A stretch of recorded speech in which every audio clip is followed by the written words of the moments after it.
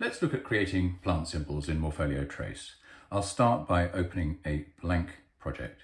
And so this will just simply be a white piece of paper on which I can make marks. The first thing I'm going to do is bring up a protractor, which allows me to draw a circle. So I'll draw a circle around the protractor and mark its center. And so that's simply going to act as a guide. So I have that as a template for drawing my tree symbol. I'm then going to place another sheet of tracing paper over the top of this, simply by touching the layers symbol there, and that will bring in another layer of tracing over this basic template.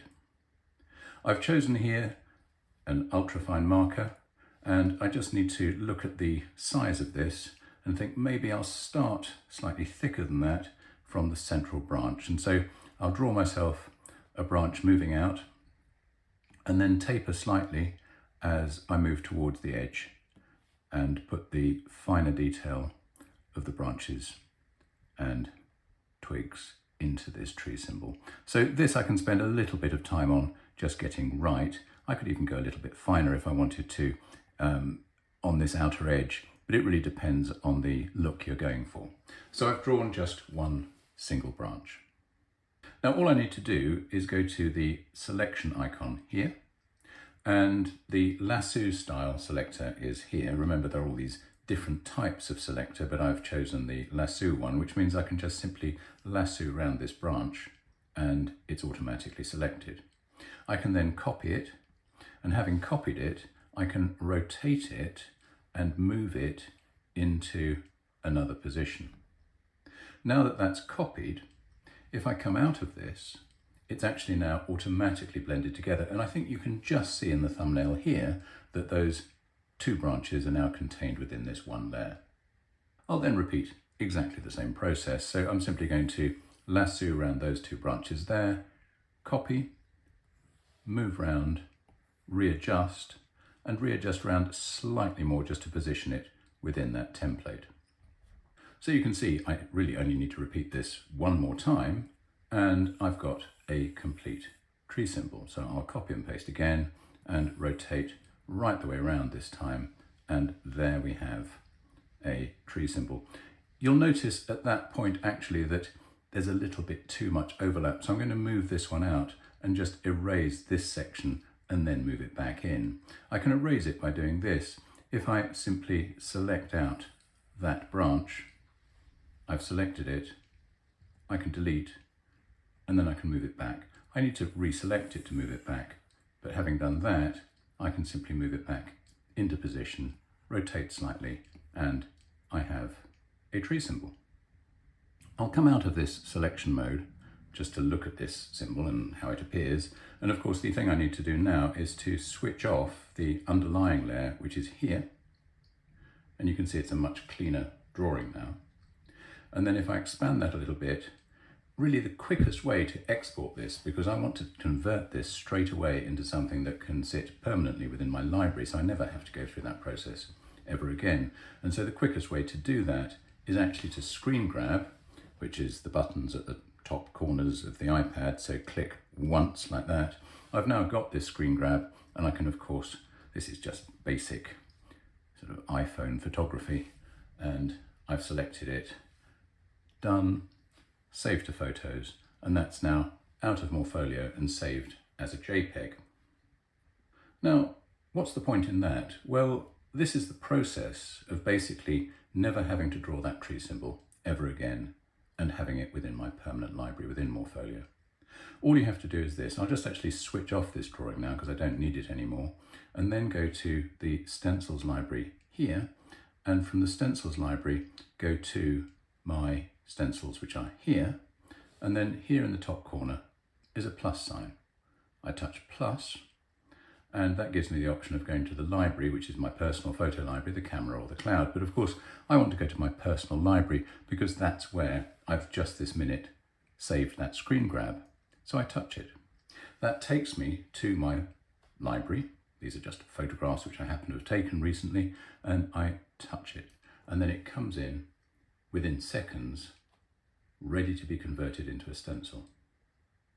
Now, there is a slide here, which means that you can adjust it, but really the adjustments aren't that necessary on something which is so clearly black on white, but you might want to make it slightly finer and slightly more delicate than the original drawing, which I think in this case I do, because maybe my drawing was a bit clumsy.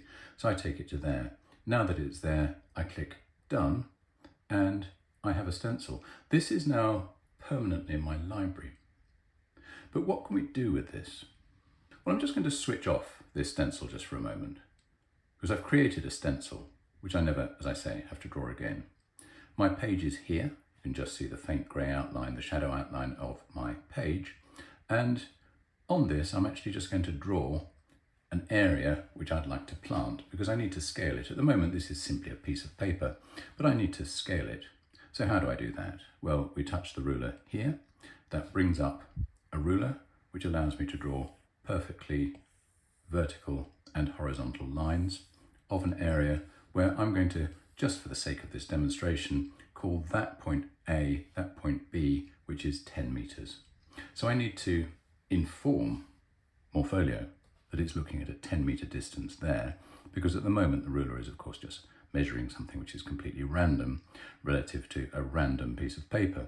So let's introduce scale. You do that by touching the scale icon here, and then you can input, and this is a very manual process. You have to line it up by I, and you have to line that up by I there as well. But of course, because you can zoom in on this, you can get that pretty accurate. And once that's there, you simply input the number 10 and approve it. You tick it twice and the scale is registered. Always check, of course, that the scale really has been registered by bringing back the scale ruler, and then you can see that the ruler is now working completely in accordance with this scale, and that says 10 meters. So we're working to scale. But really what I'm wanting to talk about is using that tree and planting that tree to scale. I'm just going to open up a little bit more space on the page here and draw myself a template. The template is just going to be temporary. The reason why I need to do this is because you can't actually use stencils and the ruler simultaneously, but what you can do is give yourself a template. So for the moment, I'm just going to give myself a scale here of meters, and so I have 1 meter there, and I'm just marking off the meters against the ruler there and then switching off the ruler. So I have a template to work to, and then all I need to do is bring back my stencil. So of course I can bring back my stencil by tapping the stencil icon again, and that brings up the last stencil that was there, and that's the tree which I've just made. And I want this tree to have a 2 meter canopy. So it's got a 2 meter diameter canopy. I've just simply lined up the stencil, because you can expand and contract the stencil, to line up with the template that I've just given myself there. I line it up, I then lock the stencil so it can't move. I can move it around, but I can't expand it or contract it. I can then switch off the underlying template, and I've got a 2 meter tree canopy. Now with these stencils, they do actually work absolutely like conventional stencils, in that if I simply scribble my pen, with a slightly bigger pen perhaps, over this stencil, it will fill in, ink in that stencil just as it would a traditional analog stencil. And then if I move the stencil away, I've effectively redrawn that tree, knowing that it's precisely 2 meters across. We could remeasure it just to be sure, but sure enough, it is 2 meters. Switch off the ruler for a moment. So if I want to go on planting many more of these trees, I can do it like this. I can do it in 2 ways. I can either bring back the stencil itself and simply position the stencil, and then rather than having to scribble over the top, I can simply touch the icon here and that will automatically fill. Or I can copy and paste, which is another way of populating this garden very quickly. So for instance, if I come off here, switching that stencil off for a minute, and I want another group of 3 trees over in this corner, then all I need to do is to select them like so, copy them, move them out, and then I could swing them round into a different position and move them, let's say, up to there.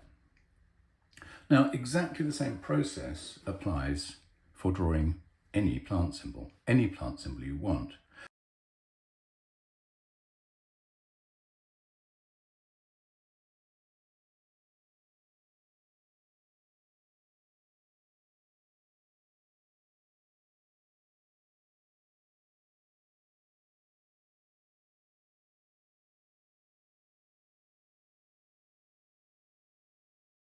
Now, you can see that I've got two more symbols in my library. I've got a symbol for grass and I've got a conventional shrub as well. The trees that I drew earlier were contained within a separate layer, so I can switch those on again. We, of course, know that this is to scale, so just to remind us of the fact, we've got 10 meters crossing the garden there. Let's say I want to plant 1 meter shrubs. Well, I can turn on my stencil, or rather my template, which is here, and switch off the ruler, which I no longer need. I'm going to put these in a separate layer so that I can move them around without disturbing my tree planting. And so I will go to a separate layer here. So I've now got a new sheet of tracing paper over the top of this drawing. I'm going to go back to my library here, and I don't want the grass for the minute, I want the shrub. Let's see if it's there. It should be. There it is. That's the shrub which I've only just this minute drawn, and I'll shrink it down to a meter in size like so. Lock it in position now that I know that it's a meter, and then I can switch off my template. So I now have meter shrubs, and with those meter shrubs I can populate the garden with those wherever I want. I can put them into groups like this. Let's say I want that group of 3. I can then switch off the stencils like so and do exactly the same as what I did for the trees earlier, which is now I've got that group, I could select it like so, copy it, move it into another position there, say, adjust it slightly, move it up slightly, and then of course I can move it somewhere else as well. Now the thing about these shrubs is that they can of course be scaled in situ. If I tap on the spanner here, I can go to setting a grid, showing the grid and setting the grid. Now that I can set the grid, I can set my grid to, let's say, a half meter, 0.5, enter that, and I now have a half meter grid crossing the whole of my garden, which I can use as a scale for other planting. For instance, if I took this group here and I want half meter shrubs rather than the full meter that I had here, then all I need to do is select a group of shrubs like so, move them out into another position, and then scale them until they are fitting within the half meter grid, and then of course I can populate the garden with half meter shrubs. Really as easily as this. I can reposition them, so these are half meter. I'm not being species specific at the moment, but of course one could be. This is just simply for the sake of demonstration of showing how easy it is to populate this garden. Exactly the same thing goes for the grasses as well, which I'll now apply in a separate layer.